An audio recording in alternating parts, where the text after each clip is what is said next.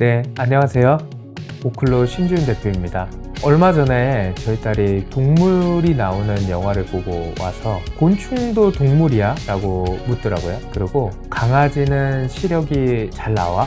그리고 토끼는 시력이 몇이야? 그럼 곤충도 시력 검사가 가능해? 이런 것들을 묻더라고요. 그래서 오늘은 검안사의 시선에서 동물의 눈에 대해 이야기 나눠보도록 하겠습니다. 우선은 이제 동물에 대한 것부터 설명을 드려야 될 것 같은데, 동물은 이제 생물학적으로 동물계에 속하는 군들을 이야기합니다. 이 동물의 주요 특징을 살펴보면요, 다세포 생물이어야 되고요. 그리고 종속 영양을 합니다. 스스로 에너지를 만들어내지 못하고 섭취해서 에너지를 만들어내는 군이고요. 그리고 발생 과정에서 배엽이 형성돼야 됩니다. 그리고 거의 대부분이 움직이는 활동들을 하는 군들이 이 동물이라고 분류를 할 수 있을 것 같습니다. 우리가 보통 영화에서 나오는 동물들을 보면은 동물군들이 포유류에 속하거나 어류, 조류, 파충류 이렇게 척추동물군을 가지고 이야기하는 경우들이 있는데, 보통은 5% 미만밖에 안 됩니다. 척추동물군은. 나머지 동물군들이 95%를 차지하는데, 그 동물군들이 어떤 게 있느냐 보면은 거의 한 80% 정도 차지하는 게 절지동물군, 그러니까 곤충류입니다. 우리가 얘기하는 포유류 중심은 이제 인간 중심적으로 이야기를 하는 거다라고 생각을 해주시면 될 것 같습니다. 동물을 분류하는 걸 보면은 일단은 계문, 강목, 과, 속, 종 이렇게 분류가 됩니다. 그래서 사람을 가지고 예시를 들어보면은 동물계 안에 들어가고, 그 동물계 안에서도 척삭 동물문이 되고요. 그리고 그 동물문 안에서 포유강, 영장목에 들어가고, 사람과의 호모 속, 그리고 사피엔스 종으로 들어갑니다. 그래서 최종 이름을 호모 사피엔스라고 이야기하는 거죠. 그럼 굉장히 다양한 동물계 안에서도 동물문들이 존재하고 있는데, 그 동물문이 한 30개 정도 됩니다. 그럼 눈을 가진 동물문은 몇 개 정도가 될까요? 분류를 해보면 한 6개 문 정도가 눈을 가지고 있습니다. 나머지는 눈을 가지고 있지 않다 라고 이야기할 수 있을 것 같습니다. 그리고 더 중요한 건 이 6개의 동물문이 전체 종의 96%를 차지한다는 것도 놀라운 사실입니다. 그렇게 동물문을 시각 기준으로 나누게 되면 3가지 그룹군으로 나눠서 이야기를 할 수가 있는데요. 빛에 대한 광인지 자체가 안 되는 그룹군, 그리고 빛의 유무 정도만 파악할 수 있는 그룹군, 그리고 상을 형상해서 볼 수 있는 그룹군, 이렇게 3가지의 그룹군으로 나눠지게 됩니다. 이 6개의 눈을 가지고 있는 그룹군은 상을 형성하고 빛의 유무를 파악하고 방향을 인식할 수 있는 그룹군이라고 보시면 될 것 같고, 각 그룹군마다 해당되는 영역은 좀 차이가 있을 수 있습니다. 첫 번째 소개해드릴 동물문은 자포동물문인데요. 이 자포동물문은 상자해파리라고 하는 대표적인 동물의 예시를 들 수가 있을 것 같고요. 망막도 가지고 있고 눈을 가지고 있기 때문에 빛을 인식할 수는 있는데, 아주 깨끗한 해상도의 무언가를 구분할 수 있는 눈이라고 이야기하기는 조금 어려울 것 같고요. 방향을 파악하고 어떤 위치, 공간 같은 것들을 파악할 수 있는 정도의 시각을 가지고 있다라고 이야기해 볼 수 있을 것 같습니다.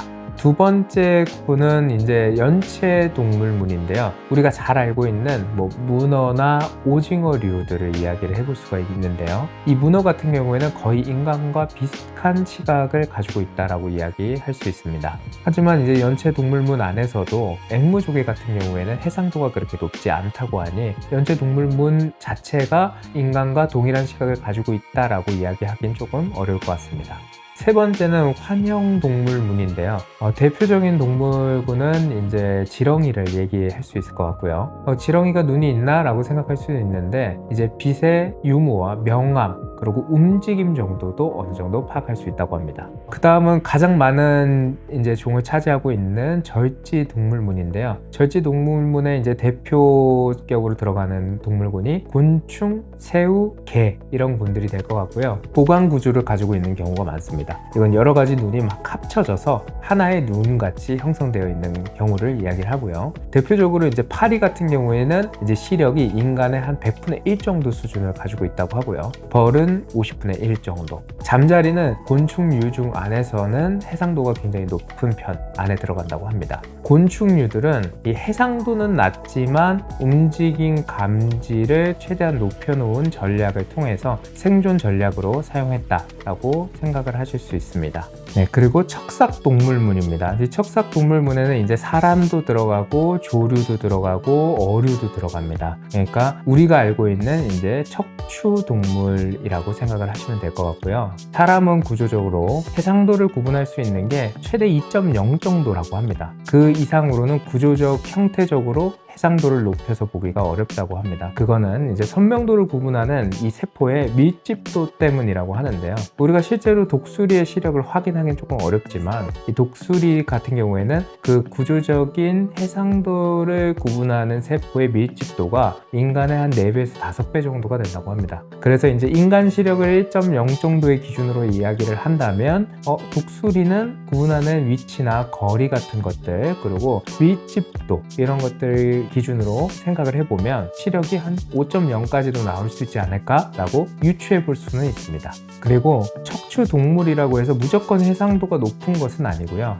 예를 들어서 고양이 같은 경우에는 주간에 보는 시력은 그렇게 높진 않습니다. 하지만 야간의 감도를 인식하는 것들이 높아져 있기 때문에 주간 해상도는 떨어진다. 그러니까 시력은 낮을 수 있다. 하지만 야간 시력은 굉장히 높다. 그래서 어떤 환경에서 생존을 하고 먹이를 포획하느냐에 따라서 눈의 자연 선택적 방향이 달라졌다 라고 이해를 하시면 될 것 같습니다. 이 눈이 형성됐던 시기를 살펴보면요, 아주 예전에 단세포 이제 생물이었을 때부터 빛을 감지할 수 있는 돌연변이가 하나 만들어졌다고 합니다. 그 돌연변이가 빛의 유무를 파악할 수 있게 되면서 뭔가 먹이를 얻게 된다거나 아니면 포식자를 피하거나 이런 것들이 가능해졌고, 그런 이제 빛을 인식하는 기관들이 점점 눈의 형상으로 바뀌어 나가면서 생존에 더 유리해진 거죠. 그렇기 때문에 눈이 있는 분들이 더 종이 많고 생존을 더 잘했고, 포식자를 피해서 도망가서 생존하기도 유리하고 먹이를 잘 섭취해서 더 영양을 잘 섭취할 수 있었다라고 볼 수가 있습니다. 그렇기 때문에 눈을 가진 6개의 군이 96%를 차지한다는 건 이상하지 않은 거죠. 정리를 해보면요, 동물문은 한 30개 정도 있습니다. 그 중에서 눈을 가진 문은 6개 정도입니다. 그리고 그 동물문 30개 중에서 눈을 가진 6개 문이 96%를 차지한다. 즉, 눈을 가진 군들이 생존에 유리하다. 이 찰스 다윈이 진화론 책을 쓸 때 한 20년 정도 걸렸다고 합니다. 그때 이제 책을 써가면서 눈은 자연 선택으로 만들어졌다고 하기에는 너무 복잡하고 신비로운 것 같아 라고 이제 책을 쓰면서 시작했다고 합니다. 그만큼 눈은 아주 신비하고 복잡한 기관인 것 같습니다. 시각과 관련된 궁금사항이 있으시면 댓글로 남겨주시고요. 매주 시기능과 관련된 새로운 정보를 알려드릴 테니 구독과 알람 설정 부탁드립니다. 눈으로 보는 모든 순간이 편안해지도록 오클루가 함께 하겠습니다. 감사합니다. 신준이었습니다.